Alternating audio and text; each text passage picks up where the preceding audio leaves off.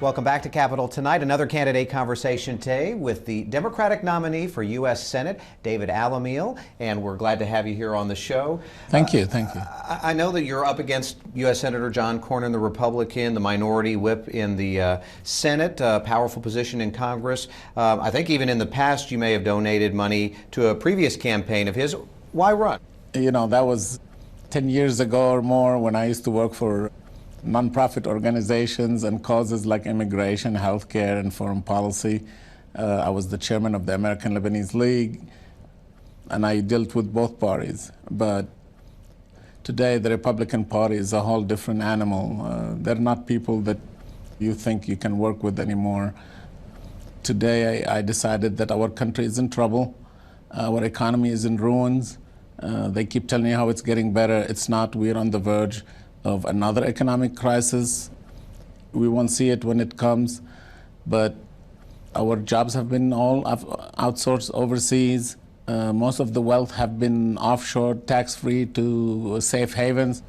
People like John Cornyn and the Republican Party, and some even, I may add, Wall Street Democrats, have left our country broken without jobs, and I think I owe it to myself and to my country and to my family and my children and grandchildren to do something about it. No, it is interesting. I have heard you say that even on the Democratic side, as you said just now, the Democrat, Wall Street Democrats, that you want to clean up the Democratic Party. How so? I mean, elaborate on that. We have Democrats like Wall Street Chuck, and we have senators like Sherrod Brown, Bernie Sanders, and my favorite Senator Elizabeth Warren, who understand what's happening in America, who understand that Wall Street took over our government, took over our democracy, took over our economy, and they're anti-American because they really don't care about America. They offshored 50 million industrial jobs overseas. That's 5 times more than we lost during the financial crisis. That is totally destructive to our economy, and it have changed the structure from inside. So it's not easy to fix by just doing minor fixes. We have to literally change the tax code because the Washington establishment has given tons of tax benefit to these corporations that actually gives them the incentive to go overseas. For instance, the inversion tax loopholes, buying a P.O. box in Cayman Island. We have a building that has 20,000 big corporation addresses of P.O. boxes in Cayman Island. And all they have to do is say, this is my headquarters, and they never pay taxes, period. So they were allowed to do that because of these Wall Street Democrats and the Republican Party that have sold their souls to Wall Street. And I believe our country is in deep trouble if we think we can survive on the service industry, and if we think we can survive without having affordable education to our children. We're going to be an aging population without working young people, without careers. I know that people may not know about your background as to why you feel like you would be very well suited to be a senator. I know you started from humble beginnings, but had the opportunity then to go to dental school, a dentist, sold a chain of your dental group, and then have become a successful investor. What makes you the right candidate to be in the Senate? Well, for the last 30 years, I studied economics and finance. I studied organizational skills. I built a company that when I sold, they told me it was one of the top 3 business models in the country.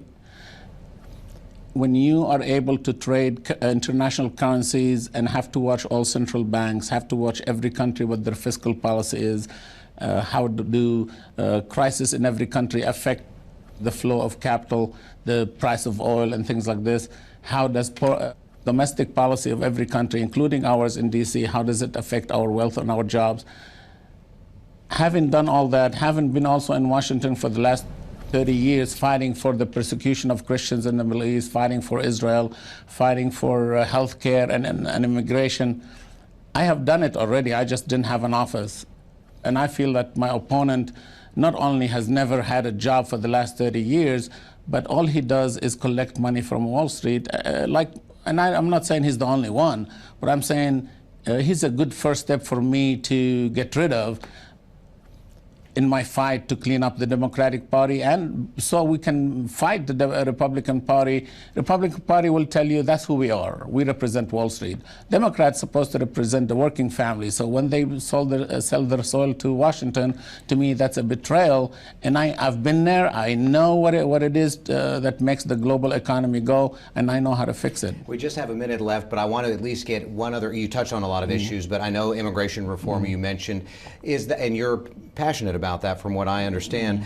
Do you feel it was the Senate's plan that was approved that didn't get anywhere in the House that you would like to ultimately see that plan move forward? I would like to see the Senate plan move forward, but I strongly believe to secure our border is becoming more and more urgent in light of us having so many enemies overseas, especially in the Middle East. We're picking fights with China and Russia. We're picking fights with Iran and Syria. We're picking fights with Muslim Brotherhood.